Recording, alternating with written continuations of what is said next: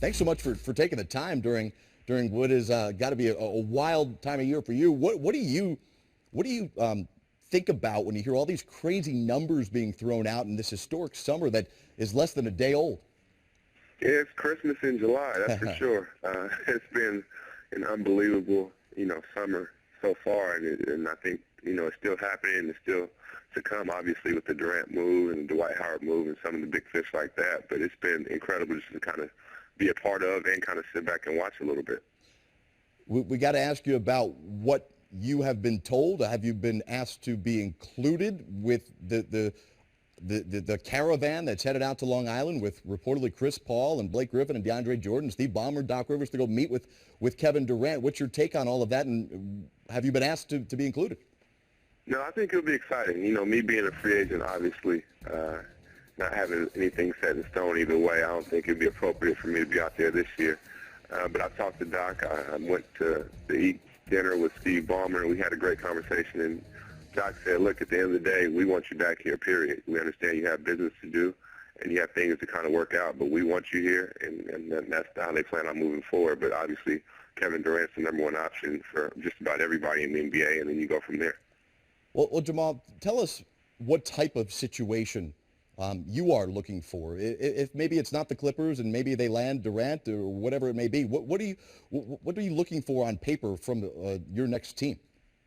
Well, for me, I'm very open-minded. I really am. I understand that, every team's goal is to win a championship, but realistically only one team can. I've always said my preference is to return to the Clippers, but I have to go in this process very open-minded. And with that, I think there's small wins in situations. When I say that, I mean sometimes you can have, great veterans around young guys and kind of show them a way. And maybe you guys aren't necessarily a contending team, but going from not making the playoffs to making the playoffs is a step in the right direction, building the culture and building the franchise. So I think, I'm very open-minded in this process and just play it by ear and go from there. This is Brendan Hayward here.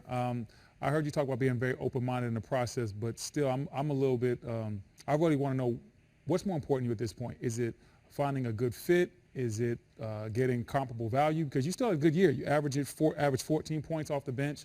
And you see the money that's being thrown around out there, and you're seeing, hey, I had a year just as good or better than some of these guys that are getting paid these large amounts of money. So for you, is it trying to cash in on the big payday, or is it a championship-type fit? What's the most important thing? Well, I think they all, are a priority. I think if you had a pie and they all, obviously championship's always the main thing, but I think, showing your worth and your value as far as financially and in the fit, how a team sees you, what kind of role you would have on the team as far as not just on the court but off the court. If you can be a leader in the locker room and help guys be professional and help them, have better careers because of their taking care of their stuff off the court. I think all those things play a part, but like you said, obviously being here and still being at a high level, you want to take part in what's going on out there. And I have no doubt that, things will work out in the end. I'm just being patient and just playing it by ear. Jamal, Stu Jackson, first of all, congratulations so far on just a great career. I feel like it was only yesterday I saw you walk into a gym as a 10th grader in Seattle. Yeah. Boy, you've come a long way, man. Thank you. That being said, your career's been unique, Jamal. You've been a two-time Sixth Man of the Year player. When you look at free agency now and the success that you have, do you look at yourself as being compensated as a role player or as a starter? Well, I think it could be a mixture of both. I think obviously when you choose to be a sixth man, you kind of have to give up certain personal goals. And some things, if you're a starter and you're doing the same things, maybe you're in contention with all-star, in that conversation and things of that nature. But you'll never be that as a sixth man. But you understand it, you're okay with it, you're comfortable with yourself, and it's better for your team. So I think for me, I'm kind of in between because I'm a star in my role. I feel like I'm the best non-starter in the game, to be honest with you, and I think I can help any team, not just on the court but off the court, and I understand I have, a lot of miles, but I feel really, really good, and if you didn't, know my age, if you just saw me play, you wouldn't be like, oh, he's been in the league 16 years, so I think age is only a factor when it shows, and I feel great, and I feel like these next 4 years I'll definitely be at this level as well. How crazy is this time of the year, Jamal? You having fun with it?